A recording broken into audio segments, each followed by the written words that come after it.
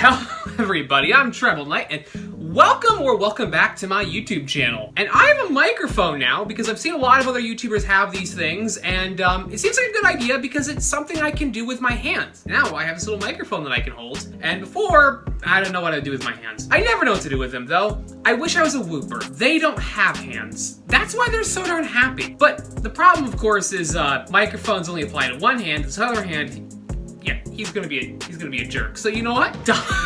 Double microphones. This is how you get stereo sound. Neither of these things are hooked up. Okay, that was a bit random. But in today's video, I wanted to talk about some of the things I don't like about MBTI. I've made over 100 MBTI videos at this point, and I'm not quite sure how I got here. I made one MBTI video, it blew up, so I made more, and I kept on making more, and it was fun. And I learned way more about this system than I ever planned on, and I do really like it. I think MBTI has helped me understand people better. I think MBTI can help you write more interesting characters, but as much as I do like MBTI, there's a lot of things about it that I don't like, and that's what this video is going to be all about. So, without further ado, let's get started. It's not science, bro! I'm pretty sure everybody has heard that MBTI isn't scientific. It doesn't predict anything. If you found out somebody was an INFP and you were to put them in any given situation, you'd have no idea what they could do. I'm sure we like to make jokes about if you give an INTJ a Death Star-like weapon, they'd use it to take over the world, but that might not happen. If you give it to an INFP, they might take over the world. If you give it to an ISFJ, they might take over the world. We just don't know because every personality type is different, and that's not scientific. I don't mind that though. I don't think MBTI needs to be scientific to be useful. There's a lot of things that aren't scientific that we enjoy anyway, like evolution. But we still evolve our Pokemon because they're more powerful that way. The problem is when people start treating MBTI like a science when it really isn't. I've heard some people say they're going to diagnose your type, which is always funny to me. Like, is MBTI some kind of illness now? You're diagnosed as terminally INFP. It's worse than cancer and AIDS combined. It's cancer. Along with MBTI just not really being scientific, it kind of misrepresents Carl Jung and his entire cognitive function theory. He never intended cognitive functions to make some kind of personality type system, and I don't think he would want them to be quite as rigidly defined as they often are now. I'll get a lot of people in my comment section saying how I understand a type is wrong. And look, I'm not interested in getting into an argument with people, and I am not above changing my view on things. I've done that before. But none of this is objective. You can't be objectively wrong about a cognitive function. Well, I mean, I guess you could be way off of what everyone else thinks, but even to that point, it's just made up anyway. My point is, some people take MBTI way too seriously.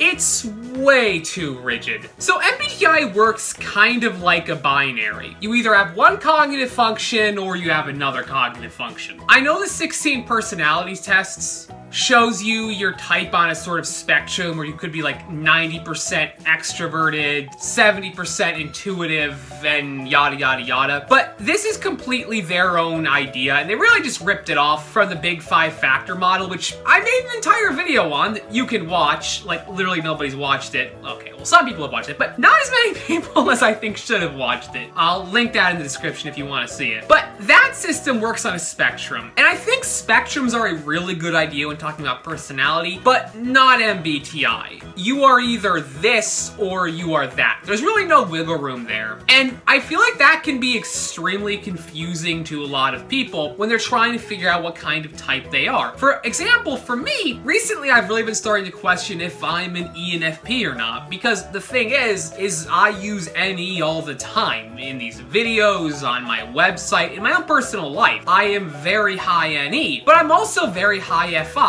Which do I use more? FI or NE? I don't really know. Like, I'm not sure which function serves which. Because the idea is that your auxiliary function serves your dominant function. And again, I'm not sure which is which. I guess they're both switches.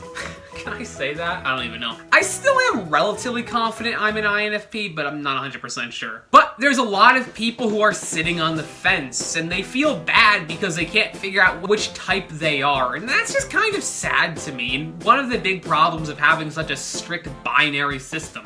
prejudice. You know, if you give people something to discriminate on, they absolutely will. Be it that race, gender, sexuality, heck, people will even discriminate based upon your favorite sports team. So I don't really think we should be surprised that some people are discriminating based on your MBTI type. I've seen some YouTubers make pretty overarching negative general claims about types, and not like in a funny kind of stereotypical way, in like a I just don't like this type kind of way. And I just think that's so silly. But it can even become a bit of a problem, as a lot of companies are using MBTI types to see who they're going to hire, or who they're going to fire, or who is going to get a promotion. And I just think this is a horrible idea. While I could see some value in HR learning the types so they could better understand different kinds of personalities, using it to figure out how you're going to treat somebody or how you're going to get a job is just a really bad idea, and I feel like I don't need to explain that one. It denies change. I've sometimes gotten comments of people who said that they think they used to have been one type, like an INFP, and then they got older and they became an INTP. Can you change your MBTI type? Well, according to most personality gurus, you can't. You're the same person you are your entire life. And while it is true that people do tend to have overarching personality traits, the fact is that everybody does change, and that will change your personality type according to Myers-Briggs. But a lot of people just don't really see it that way. To be fair, some people do talk about type development and how your later cognitive functions do develop later on in life, but MBTI is so rigid that it really doesn't seem to talk about how big of a change a person can be. Trauma can happen and it can change almost everything about you. And I think people need to be more open to the idea that types can change. MBTI as an excuse.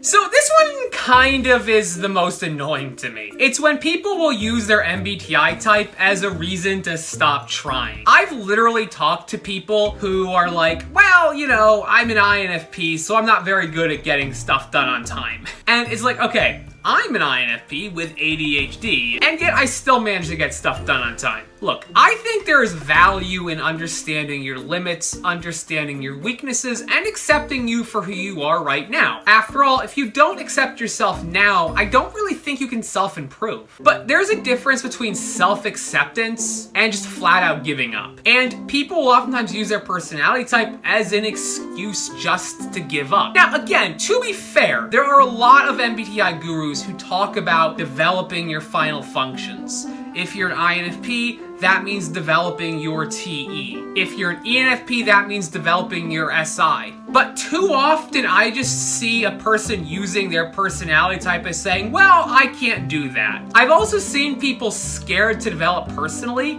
because they're afraid that that'll change who they are. For example, if you're an INFP, you might be afraid to become more extroverted or more outgoing because that'll change who you are. This enters into a topic of self-identity, and it gets really complicated and outside of the scope of this video. But I think it's important to have a more dynamic sense of self, realizing that you are going to change and that's okay. You are the observer, not any particular trait. But with MBTI, it really focuses on your preferences, not really traits. And that leads to a whole big problem of, well, your preferences are going to change a lot based upon your circumstances and your culture, and MBTI doesn't really account for different cultures or sort of different situations, because I don't think you can ever be in a situation where your preference isn't being affected by external factors. Again, it's not that I don't like MBTI or that I don't think it's useful. I still think it's useful, I still think it's fun, and I still like it, and I plan to make more videos on it in the future. But I also think it's important to talk about some of MBTI's shortcomings and talk about the other personality systems. I've made videos on other personality systems that you should definitely check out. Anyway, that's going to be about it for this video. Let me know what you guys think about MBTI in the comment sections down below. Anyway, guys,